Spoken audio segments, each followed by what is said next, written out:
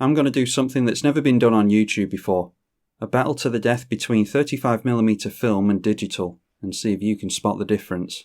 The film camera I'm using in this bout is the Leica Minilux, with a 40mm f2.4 prime lens, including aperture control and zone focusing.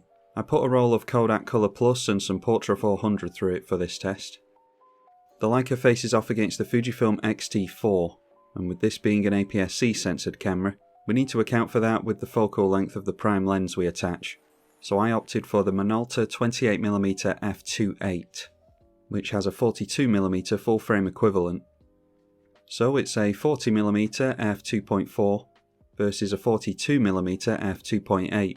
But you're really not taking this whole thing seriously, are you? I know I'm not.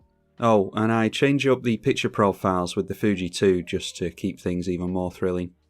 I'll put the images up on the screen and give you a few seconds to pause and take a guess. Then I'll reveal the answer. We can all play along together and then line the comment section about how we got all but one of them right. Either way, leave your scores below so that we can all judge each other publicly.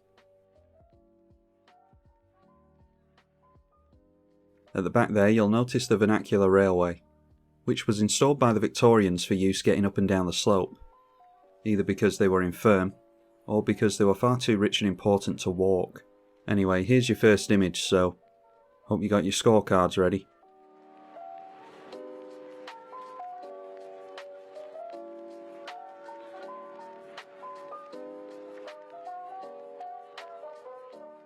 We're far too rich and important to walk, so we hopped on to ride the vernacular up to the top.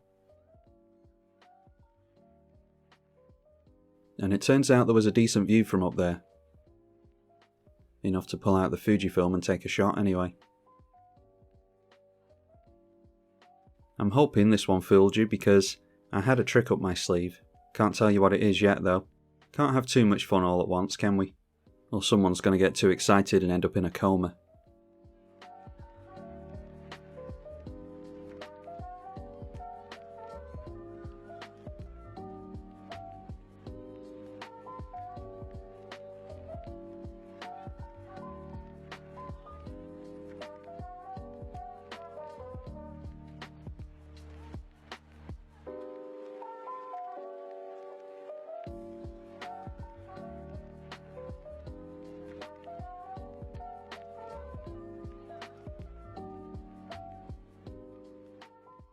Alright, if you insist.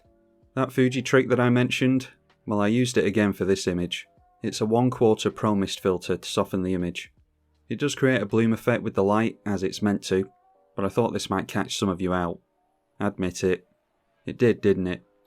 Here's what the shot would have looked like without the filter.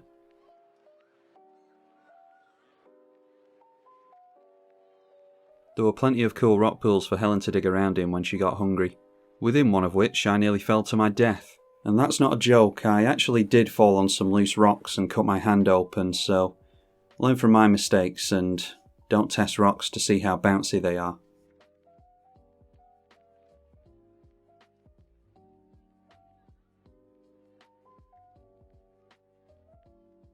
We noticed this particular formation of limpets looks like a pregnant woman's boobs, and frankly I thought that a nipple fell off.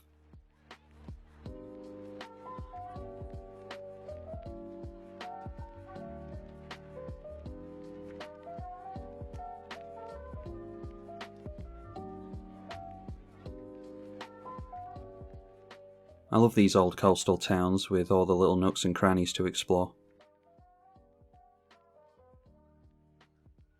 I think in some of the shots the high colour saturation gives the game away, although I'm sure you've got every single one correct so far anyway, right? But I'd never use a picture profile with such vibrant colours, unless I was trying to fool you in this video, of course.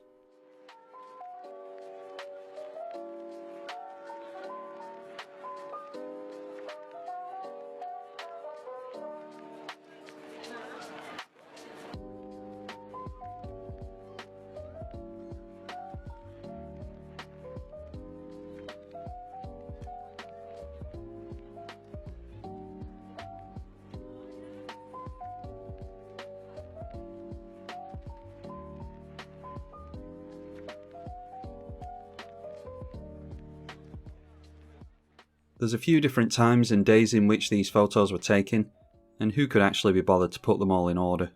So here are some photos going into golden hour, shot directly into the sun. Just to keep things really confusing.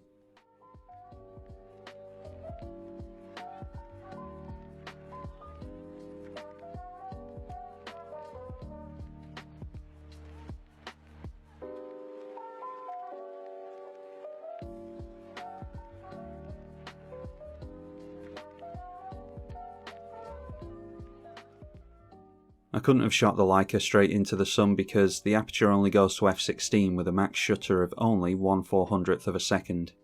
Luckily the clouds did roll in just as the sun was setting, so I could sneak in this shot.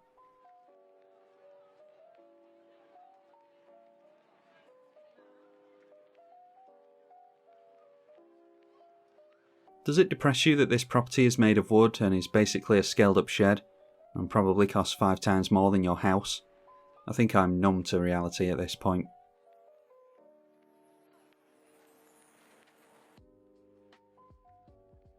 This is one of my favourite shots of the trip, with the single figure on the boat landing.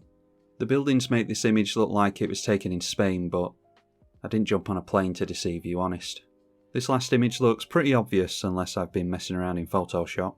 Regular viewers know that's unlikely because I never mess around in Photoshop, so I'm not sure what's going on with the vignetting here. You'd think Leica would make sure that their prime lens with literally only one focal length could actually cover the entire cell, but apparently that's too much to ask for this cheap £700 camera. So how many did you get right? Tell the truth now. Personally I got 18 out of 18, so beat that. Leave your scores in the comments section and we'll see who the real photography dorks are. See you later, nerdlingers.